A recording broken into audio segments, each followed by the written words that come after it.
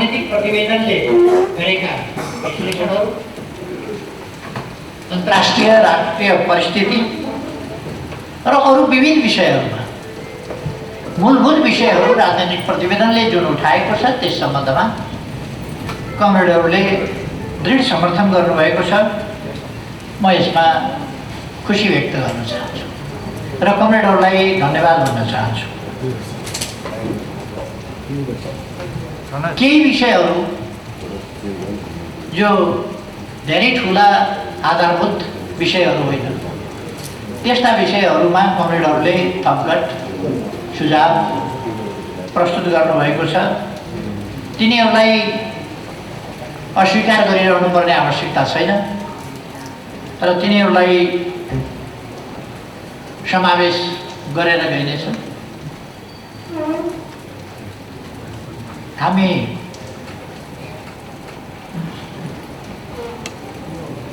महाधिवेशन पछिको सर्वोच्च संस्था केन्द्रीय कमिटी हो। केन्द्रीय कमिटीका छलफल र सुझावहरू महाधिवेशनमा प्रस्तुत गर्नका निम्ति सर्वाधिक महत्त्वपूर्ण हो। तपाईहरुको धारणा, तपाईहरुको अवधारणा भन्दा पर दस्तावेज जाने कुरा हुँदैन।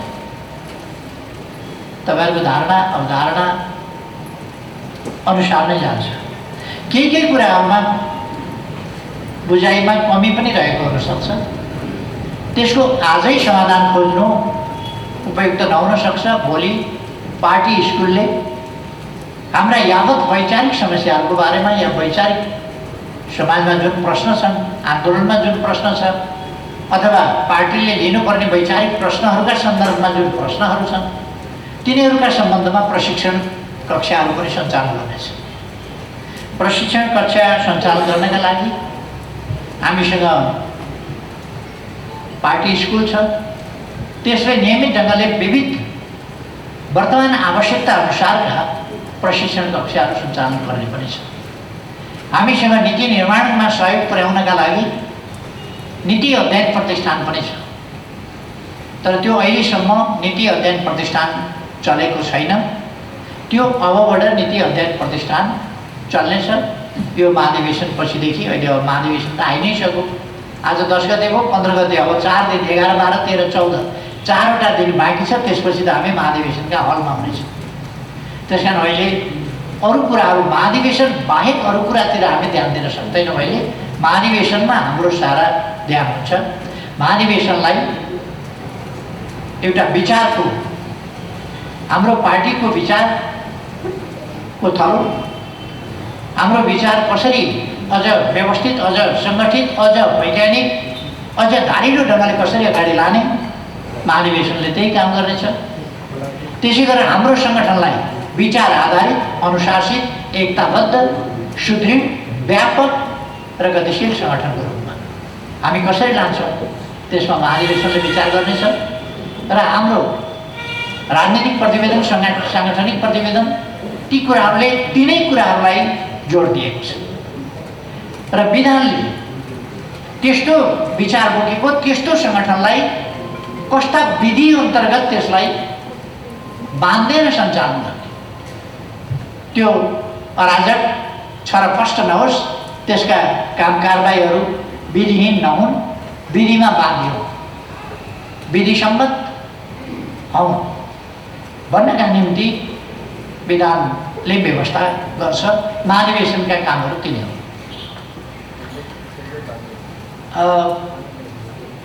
हामीले बुझेका छौँ जस्तो लाग्छ मलाई। यो राजनीतिक प्रतिवेदन भनेर हामीले जो पेश गरेका छौँ, यो गरेका कामहरूको प्रतिवेदन अथवा रिपोर्ट मात्रै होइन।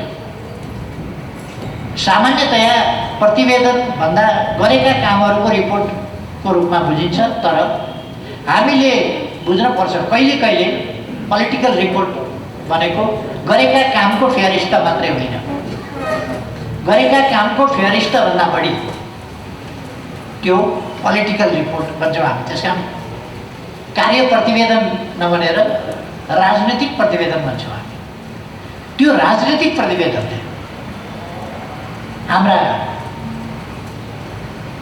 विचारहरू, हाम्रा गन्तव्य के हो? हाम्रो गन्तव्य, त्यो गन्तव्यमा हामी कसरी पुग्न सक्छौँ? गन्तव्य निर्दिष्ट हुनुपर्छ। हामी त्यस गन्तव्यमा पुग्ने हाम्रा नीतिहरू के हो? हामी कस्ता इन्स्ट्रुमेन्टका साथ? विचारको प्रश्न आउँछ एकातिर, अर्कातिर इन्स्ट्रुमेन्टको प्रश्न आउँछ, औजारहरू। त्यो भनेको सङ्गठन, पार्टी सङ्गठन, जनवर्गीय सङ्गठन, पेसागत सङ्गठन, सामुदायिक सङ्गठन, अरू विभिन्न प्रकारका सङ्गठनहरू, स्थायी प्रकारका प्रकृतिका सङ्गठनहरू, अस्थायी प्रकृतिका सङ्गठनहरू, यी विभिन्न प्रकारका सङ्गठनहरू, यिनलाई कसरी तयार गर्ने, सशक्त बनाउने र प्रभावकारी ढङ्गले परिचालन गर्ने। अर्को मुख्य विषय आन्दोलनका यिनी हो। त्यसो गरिरहँदा हामीले समाजको वास्तविक अवस्था के हो, यथार्थ स्थिति के हो, त्यहाँको वर्गहरूको परिवर्तन भइरहेको स्थिति, समाजको परिवर्तन भइरहेको स्थिति, चेतनाको परिवर्तन भइरहेको स्थिति के हो, परिवर्तित सन्दर्भ के हो र अहिलेको अवस्थामा वर्गहरू कस्ता कस्ता छन्, वर्गका प्रतिनिधि शक्तिहरू कस्ता कस्ता छन्, तिनका हितहरू, तिनका इन्ट्रेस्ट, स्वार्थहरू कसरी प्रतिबिम्बित भइरहेका छन्, यी पक्षहरू। अर्को कुरो, ठुला ठुला देशहरूमा पनि बाह्य शक्तिहरूले हात हाल्ने कुराहरू हुन सक्छ, हुन्छ नै। ठुला ठुला देशहरूमा पनि भने हाम्रो जस्तो सानो देशमा आफ्ना इन्ट्रेस्ट, आफ्ना रुचि, आफ्ना स्वार्थ, ती कुराहरूलाई हेरेर त्यस अनुसार बनाउनका लागि बाह्य शक्तिहरूले पनि हात हालेका हुन्छन्। कस्ता कस्ताले कति मात्रामा कुन ढङ्गले हात हालेका छन् र त्यसको समाधान हामी कसरी दिन्छौँ, त्यस्ता कुराहरूलाई रोक्छौँ कसरी, न्यूनीकरण गर्छौँ कसरी, रोक्छौँ कसरी, र हाम्रा राष्ट्रिय हितहरू, राष्ट्रिय स्वाधीनता, जसभित्र बाह्य हस्तक्षेपका कुनै पनि रूपलाई हामी अस्वीकार गर्ने कुरा कसरी गर्छौँ। हाम्रो आन्दोलनका विषयहरू यिनै हो। कस्ता कस्ता शक्तिलाई सङ्गठित गरेर हामी कसरी कसरी अगाडि बढ्छौँ, यिनै हो। वर्ग विश्लेषण, वर्ग शक्तिहरूको प्रतिनिधि शक्तिहरू, वर्ग आफै वर्गको रूपमा मात्रै प्रस्तुत हुँदैन, त्यसका शक्तिहरू अगाडि बढ्छन्, त्यसका प्रतिनिधि शक्तिहरू, प्रतिनिधि पात्रहरू हुन्छन्, प्रतिनिधि शक्तिहरू हुन्छन्, प्रतिनिधि प्रवृत्तिहरू हुन्छन्, प्रतिनिधि त्यसका अरू क्रियाकलाप हुन्छन्। ती सबैलाई हामीले ठिक ढङ्गले बुझ्न पर्दछ र हाम्रो प्रतिवेदनले स्वाभाविक रूपमा यसका लागि विगतको मूल्याङ्कन गर्दछ। विगतमा हामी सरकारमा भएको, कहीँ सरकारमा भएको, कहीँ सरकारमा नभएको, अहिले पनि हामी केही ठाउँमा सरकारमा छौँ, केही ठाउँमा छैनौँ, केन्द्रीय सरकारमा छैनौँ। केन्द्रीय सरकारमा नभएकोलाई सरकारमा भएको साधारणतया बुझिँदैन। सरकारको मापन खास गरी हाम्रो प्रणाली र हाम्रो स्थिति यस्तो छ जहाँ हामी प्रतिपक्षमा कहिले पनि हुँदैनौँ, चोखै प्रतिपक्षमा कहिले पनि हुँदैन, चोखै सत्तापक्ष मात्रै कहिले पनि हुँदैनौँ। कोही ठाउँमा लोकल सरकारमा, कुनै तहमा हामी प्रतिपक्षमा भइराखेका हुन सक्छौँ। माथि केन्द्रमा 2/3 ल्याए पनि तल कुनै ठाउँमा हामीले लुज गरिराखेको, गुमाइराखेका हुन सक्छौँ। त्यस्ता ठाउँमा प्रतिपक्षमा पनि हुन सक्छौँ। प्रदेशको कुरा त्यस्तै भिन्न हुन सक्छ। तर आम रूपमा सरकारमा भएको सत्तासीन पार्टी भन्दा केन्द्रीय सरकार, सङ्घीय सरकारमा जो छ त्यसलाई सत्तापक्षीय पार्टी भन्ने गरिन्छ, जो केन्द्रमा प्रतिपक्षमा छ त्यसलाई प्रतिपक्षीय पार्टी भनिन्छ। र हामी प्रतिपक्षमा आज छौँ, हिजो सत्तापक्षमा पनि थियौँ। त्यसकारण हामीले समीक्षा गर्दा हाम्रो विकासक्रमको संक्षिप्त समीक्षा गर्छौँ। हामी प्रतिपक्षमा पनि थियौँ, सत्ता पक्षमा पनि थियौँ र सत्ता पक्षमा हुँदा हामीले गरेका कामहरू, असाधारण कामहरू गरेका छौँ, असाधारण उपलब्धि हासिल गरेका छौँ। हामीले देश विकासको भिजन दिएका छौँ। एउटा भ्रम पर्न हुँदैन कमरेडहरू कि हामीसँग विचार भएन, यो भएन, हामी भिजनलेस भयौँ, कता जाने हामीले थाहा पाएन, हाम्रो विचार टोक्नु लागेन। अनि देश यसरी विकास कसरी भएको छ? देश विकास कसरी भएको छ त भिजन नहुँदा? हामीसँग भिजन छ। नेपालमा पहिलोपल्ट विकासको व्यापक चर्चा गर्ने, विकास सम्बन्धी पोलिटिकल लिडरहरूले विकास सम्बन्धी चर्चा गर्ने हाम्रै पार्टी। विकास सम्बन्धी भिजन, हामीसँग राष्ट्रियता सम्बन्धी भिजन छ, हामीसँग लोकतन्त्र सम्बन्धी आफ्नो भिजन छ र उन्नत भिजन छ, व्यवस्थित भिजन छ। हामीसँग विकास सम्बन्धी, सुशासन सम्बन्धी, सामाजिक न्याय समानता सम्बन्धी, समाजका समस्याहरू समाधान गर्ने सम्बन्धी हामीसँग भिजन छ, हामीसँग दृष्टिकोण छ र हामीले ती दृष्टिकोणहरू व्यवस्थित ढङ्गले प्रस्तुत गरेका छौँ। हरेक विषयमा हाम्रा दृष्टिकोणहरू व्यवस्थित छन्। शिक्षा सम्बन्धी हाम्रा नीतिहरू, स्वास्थ्य सम्बन्धी हाम्रा नीतिहरू, मानव विकास सम्बन्धी हाम्रा नीतिहरू, तिनै नीतिहरूको प्रतिफलस्वरूप त मानव विकास सूचकाङ्कमा हामी उल्लेख्य ढङ्गले अगाडि बढेका छौँ। सुशासनको सम्बन्धमा, सामाजिक लोक कल्याणकारी राज्यको अवधारणाको सम्बन्धमा, समाजप्रति राज्यको उत्तरदायित्वको सम्बन्धमा हाम्रा कन्स्टेन्ट नीतिहरू छन्। अगाडिदेखि त्यसलाई हामीले अझ विकसित र परिमार्जित गरेका छौँ। यी नीतिहरू विकसित र परिमार्जित गरेका छौँ हामीले। त्यसकारण हिजोभन्दा कतिपय कुरा सरकारमा नहुँदा प्रतिपक्षमा हुँदाका विषयहरू र सरकारमा गएपछि विषयहरू, सरकार सञ्चालन गर्नुपर्ने हाम्रो अभिवारा र हामीले तोकेर निर्दिष्ट गरेका अभिवारा पुरा गर्ने तयारी, त्यसका निम्तिका अरू नीतिहरू, कार्यक्रमहरू, ती कार्यक्रम कार्यान्वयन गर्ने आवधिक योजनाहरू, ती योजनाहरूका विषयगत र योजनागत लक्ष्यहरू, ती सबै निर्दिष्ट गरेका छौँ र हामीले त्यसै अनुसार देशलाई अल्प विकसितबाट विकासशीलमा सिफारिस गर्ने बिन्दुमा पुर्याएका छौँ।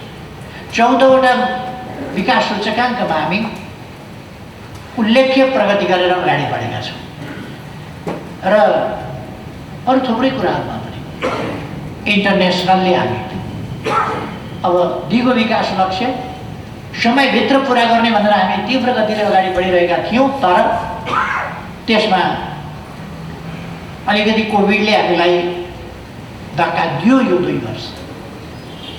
तर पनि हामीले धेरै सर्वनाश हुन दिएन। हामीले असाधारण काम गरेका छौँ। यत्रो कोभिडको महामारी केही पनि नभएको स्थितिबाट स्वाब टेस्ट पनि पहिलो टेस्ट हङकङमा गराएको अवस्थाबाट हामी आज यति सुदृढ ठाउँमा पुगेका छौँ। लगभग भन्ने हो भने बाँकी आधुनिक विकसित विश्व पनि जहाँनिर पुगेको छ त्यो ठाउँमा कोभिडको मुकाबलाको सन्दर्भमा हामी लगभग त्यो स्थितिमा पुगेका छौँ। लगभग त्यो स्थितिमा पुगेका छौँ। इजरायल जस्ता देशले घोषणा गरेका थिए, सिङ्गापुर जस्ता देशले फ्री भनेर घोषणा गरेका थिए। फेरि अर्को लहर आउँदाखेरि हाम्रोभन्दा अलिक कमजोर हालत नै छ अहिले सिङ्गापुरको पनि भन्ने हो भने। सिङ्गापुरको जनसङ्ख्या हाम्रोभन्दा धेरै कम छ, तर मृत्यु दर र सङ्क्रमितको सङ्ख्या हाम्रो जति नै छ। हाम्रो जति नै सङ्क्रमितको सङ्ख्या, तर जनसङ्ख्या हाम्रोभन्दा धेरै कम।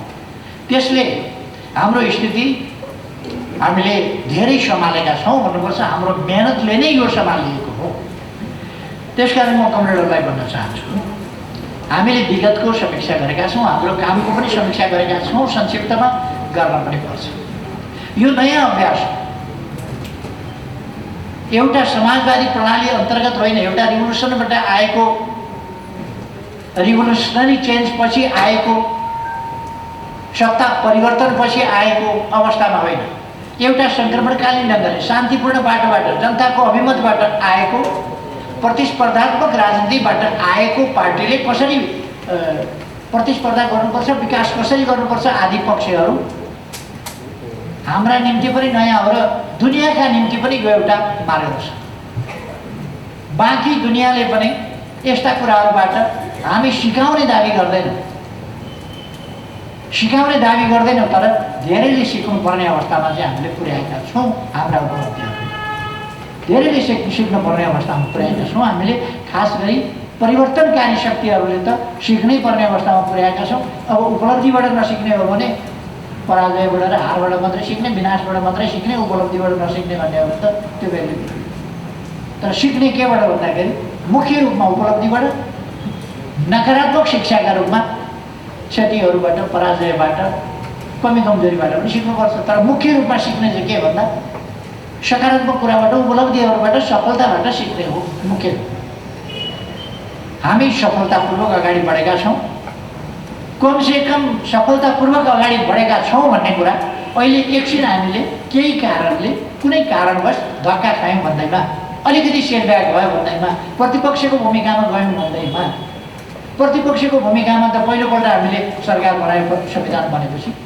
संविधान बनेपछि पहिलोपल्ट सरकार बनायौँ। हामी सरकारबाट हटाइएका हौँ सरकारबाट, तर हामीले त्यसलाई एकछिन धक्का दिए जस्तो। तर त्यस कुराले हामीलाई खासै नोक्सान भएन। हामी सम्हालिएर अगाडि बढ्न सक्यौँ। फेरि पनि हामी सम्हालिएर अगाडि बढ्न सक्छौँ।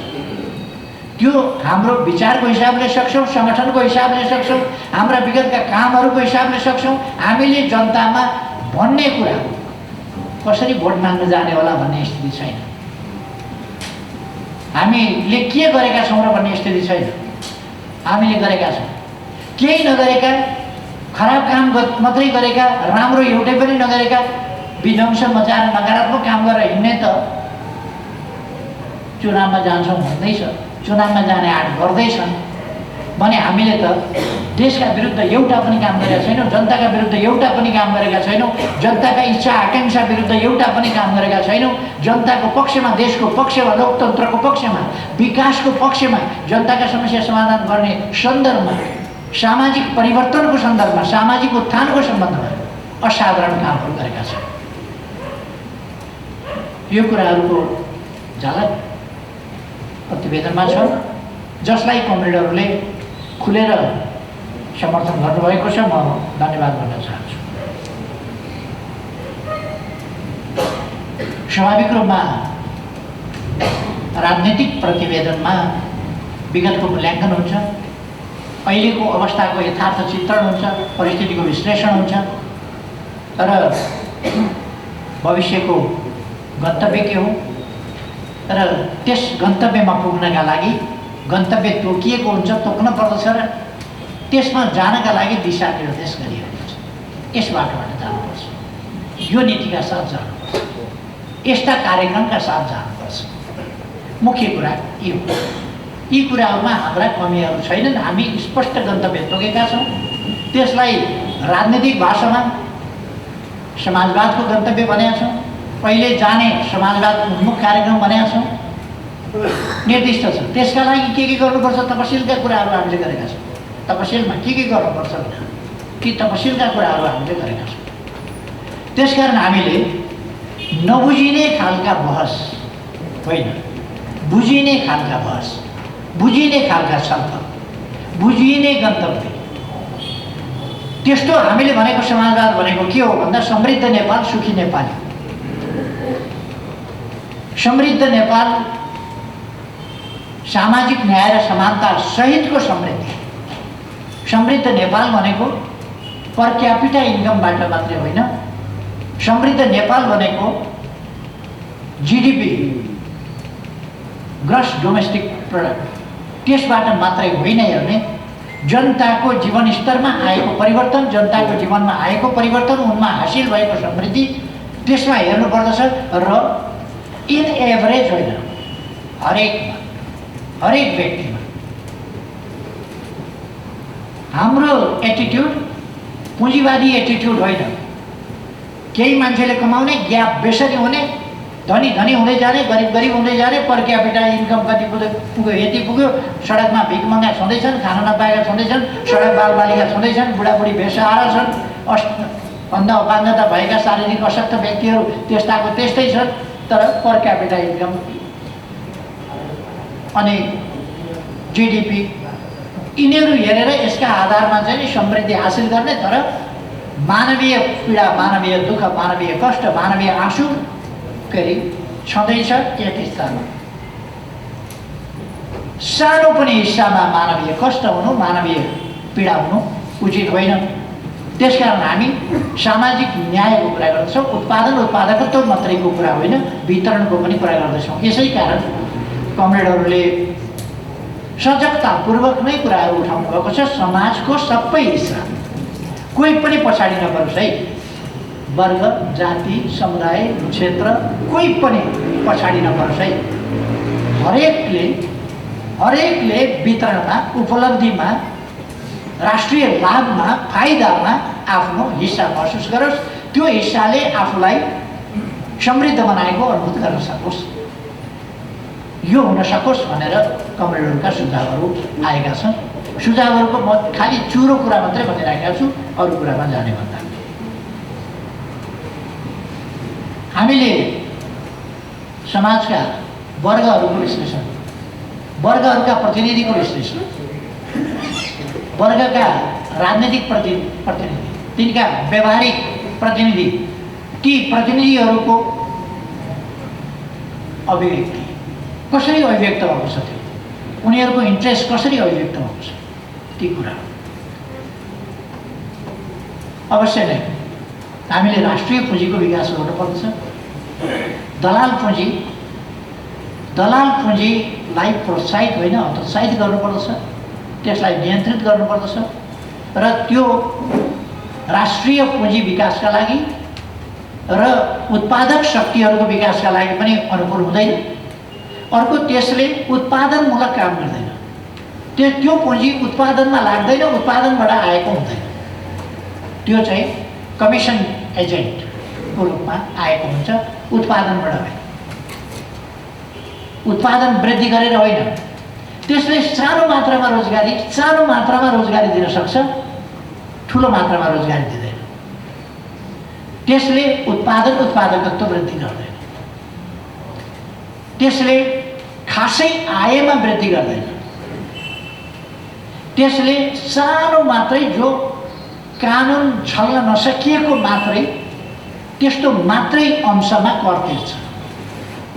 किन विश्वका धनीहरूको सूचीमा लेखिएका ठुला उद्यमी व्यवसायी भनिएका घराना किन कर तिर्ने मामलामा उनीहरूको 1 नम्बर, 2 नम्बर, 3 नम्बर, 4 नम्बर, 10 नम्बरमा आउँदैन? सबभन्दा धनी, करको हिसाबले पनि प्रगतिशील, करको हिसाबले पनि धनीलाई त बढी लाग्नु पर्ने, धनी त बढी कर तिर्ने मान्छे हुनु पर्ने नि। धनीमा उर्लिँदै गएको छ, झन् थुप्रिँदै गएको छ, राज्यलाई कर चाहिँ त्यस अनुसारको कर त छैन। अथवा यस्तो खालको पुँजी राष्ट्रका निम्ति, उत्पादक शक्तिहरूका निम्ति, समाजको अग्रगमनका निम्ति बाधक हुन्छ। त्यसकारण त्यो पुँजीलाई हामी हतोत्साहित गर्दै जान्छौँ र राष्ट्रिय पुँजी विकास गर्छौँ।